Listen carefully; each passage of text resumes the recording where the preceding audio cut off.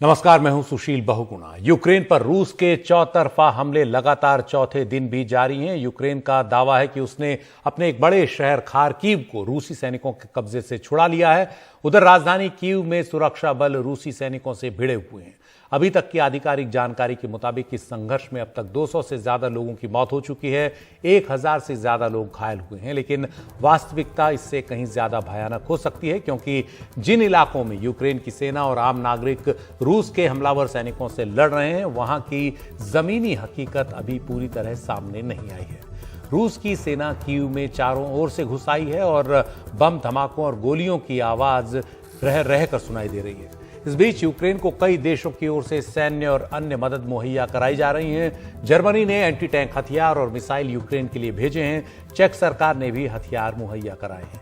Israel मानवीय मदद दे रहा है। यूक्रेन की अपील पर इजराइल के प्रधानमंत्री ने रूस के राष्ट्रपति व्लादिमीर पुतिन से बात की है।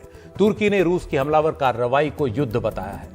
यूरोपियन यूनियन से जुड़े देशों ने ताजा पाबंदियों के तहत अपना एयर स्पेस रूस के विमानों के लिए बंद कर दिया है।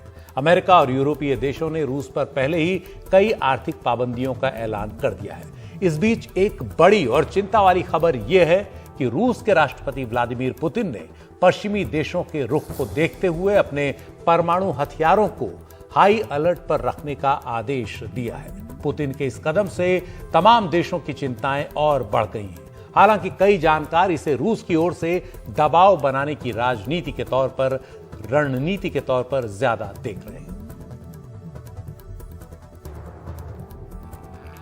Коллеги, вы видите, что западные страны предпринимают не только недружественные действия в отношении нашей страны в экономической сфере, я имею в виду нелегитимные санкции, о которых все хорошо знают, но высшие должностные лица ведущих стран НАТО допускают и агрессивные высказывания в адрес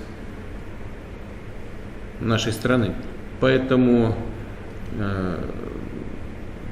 приказываю министру обороны и начальнику генерального штаба перевести силы сдерживания российской армии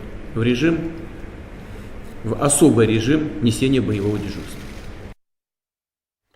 और इस बीच यूक्रेन के कई शहरों में जो भारतीय नागरिक फंसे हैं, उनमें अधिकतर भारतीय छात्र छात्राएं हैं जो पढ़ने के लिए वहां गए हैं। इनमें से कुछ यूक्रेन के शहरों में ही बेसमेंट्स में या मेट्रो के जो स्टेशंस हैं उनमें रुके हुए हैं, या कई लोग जो अपने घरों में हैं, अपने अपार्टमेंट्स में हैं, वहां से बाहर न निकलने को उन्हें कहा जा रहा है। काफ़ी परेशान हैं, उनके सामने तमाम दिक्कतें आ रही हैं, ख़ासतौर पर ज़रूरी साजो सामान नहीं है। लगातार हमले की वजह से भी डर है कि कहीं वो उसकी चपेट में ना आ जाएं। और कोशिश ये है अधिकतर छात्रों की कि वो यूक्रेन के उन पड़ोसी देशों तक पहुंच जाएं जहां से भारत उनको वापस लेकर जा सकता है। तो इन छात्रों की तमाम चिंताएं क्या हैं, क्या वो सरकार से मांग कर रहे हैं, वहाँ की स्थिति बयां कर रहे हैं, आइए देखते हैं। Evacuation process which is going through the Indian embassy is very bad. As you can see here that the people are just panicking and there is no resources for going back home. There is no Indian embassy here and they are not giving any kind of allocations to us. And we just heard that there are some buses which are running for the flights, but they are coming at the interval of like 10 hours, 20 hours. So there is very mismanagement here by the Indian embassy and all the students are panicked here. I just want to say that lots of students have come yesterday, but still they are not able to cross the border and there is no better arrangement by the embassy. Lots of students come and they just entered within 5 minutes. So we don't understand how they manage the system of evacuation. It's been around 24 hours yes. that we have stuck here. We got no sleep. We got food by the Ukrainian people, but there is no kind of rest. We are restless and we are so tired. And especially we are just sleeping below the sky with nothing, no protection. We are feeling so cold. Its temperature is -2 or -3 degrees Celsius. रूस से लगे Ukraine के शहरी border पर भी काफ़ी संख्या में भारतीय छात्र फंसे हुए हैं। वहां से निकालने की वो गुहार लगा रहे हैं भारत सरकार से।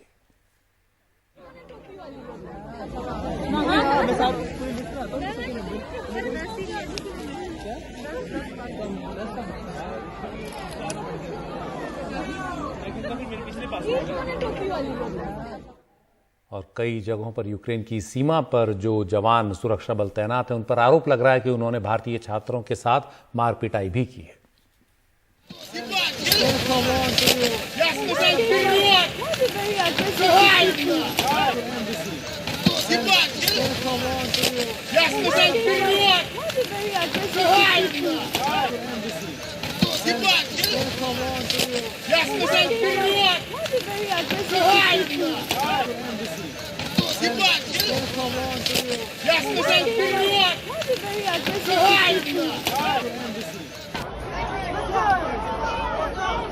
इस तरह की तस्वीरें यूक्रेन के कुछ इलाकों से सामने आ रही हैं, खासतौर पर जो सीमावर्ती इलाके हैं जहां से भारतीय छात्र या अन्य देशों के लोग पड़ोसी देशों की सीमाओं में घुसने की कोशिश कर रहे हैं। लेकिन वहां हालात इस तरह के बने हुए हैं कि कुछ जगहों पर यह भी कहा जा रहा है कि यूक्रेन के जो सुरक्षा बल हैं वो छात्रों पर बंदूक तान रहे हैं, वहां उनके साथ मार पिटाई कर रहे हैं।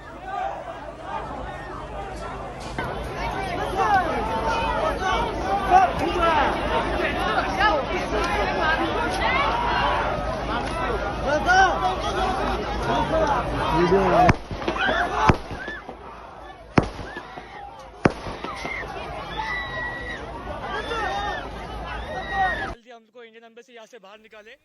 देखो कि यहाँ पे क्या रश है, सब लोग अपने अपने बेस्ट ट्राई कर रहे हैं जाने का, पर जा नहीं पा रहे। देखो वो पेपर स्प्रे करने का ट्राई कर रहे हैं। हम लोग क्या करें, अपनी सिक्योरिटी अभी इंडियन गवर्नमेंट के हाथ में। प्लीज जल्दी से जल्दी कुछ ना कुछ करे और इंडियन एम्बेसी जल्दी से ही हमें यहाँ पे आके संपर्क करे। धन्यवाद। हमको इंडियन एम्बेसी। और यूक्रेन के शेहयनी बॉर्डर से एक भारतीय छात्रा ने अपनी एक ऑडियो क्लिप भेजकर वहां के हालात की जानकारी दी। यूक्रेनियंस को घेर लिया था और सिर्फ यूक्रेनियंस को अंदर भेज रहे थे। हम लोग ने बाद में काफी प्लीड किया हमारे साथ, हमारे इंडियन बॉयज ने काफी प्लीड करने के बाद उन्होंने सिर्फ इंडियन गर्ल्स को पहले एक्सेप्ट किया और उसके बाद पुलिस आई और पुलिस ने बहुत मारा इंडियन बॉयज को मारने के बाद दे इवन टॉर्चर्ड बॉयज। और टॉर्चर कैसे किया, जिसको आस्थमा था उसको स्टम्प करके हम सबको दिखाया कि हाउ ही इज ब्रेथलेस। उसके बाद रात को आई थिंक अराउंड 11-12 बजे और यहाँ पे आने के बाद जो गार्ड्स थे उन्होंने बाद में लाइन में हम लोग अंदर गए तो अंदर वीजा में देयर इज सम गेम, कुछ तो जो आपको खेलना है, हंटर गेम करके, मुझे नहीं पता वो क्या होता है।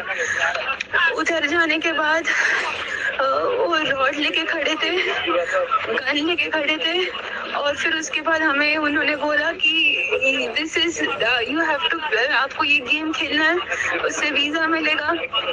और जो लोग वहाँ पे थे उनको लात से मारा है, हाथ से मारा है, लड़का लड़की कुछ नहीं देख रहे यहाँ पे।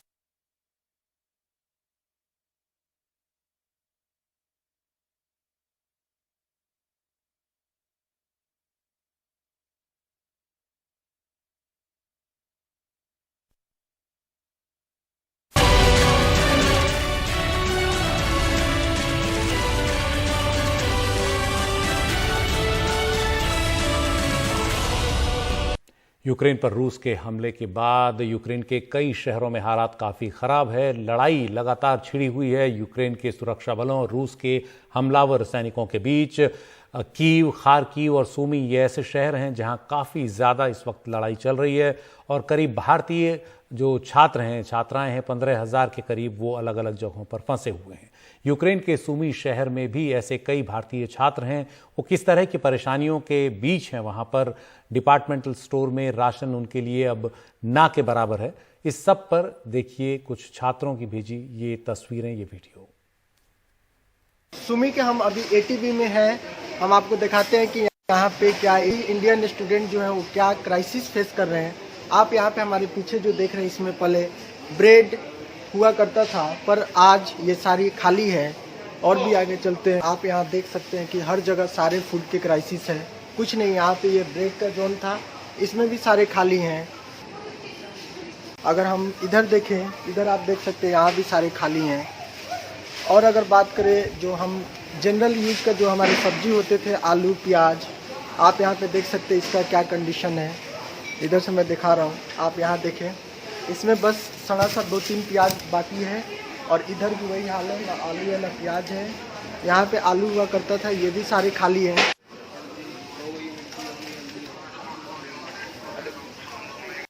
और चावल जो होता था, चावल और आटा का बात करें तो ये वाले जो चावल और आटा होता था सारे ख़त्म है, इधर भी सारे ख़त्म हैं। और यहाँ पे भी मसाले वगैरह ये सब हुआ करता था यहाँ पे, ये भी सारे खाली हैं। तो सिर्फ फाइनली यहाँ पे जो हमें मिला, सिर्फ आप यहाँ से बिस्किट, चॉकलेट और कुछ ले सकते हैं, पर जो डेली यूजेज का सामान होता है जैसे चावल, दाल, आटा, आलू, तेल, नमक, दूध, ये सारे चीज़ नहीं थे। तो अब देखिए आगे क्या होता है, जैसा भी हो बताएंगे। सबसे बड़ा यहाँ क्राइसिस है, अगर पानी और बिजली ख़त्म हो जाएगी तो ये थोड़ा सा प्रॉब्लम क्रिएट करेगा। बाकी ऐसा कोई कुछ नहीं है करने वाला, कोई नहीं जानता। और हम जो यहाँ सुमी में है, ये यूक्रेन का रसिया बॉर्डर ही यहाँ से नज़दीक पड़ता है, बाकी सब बहुत दूर है।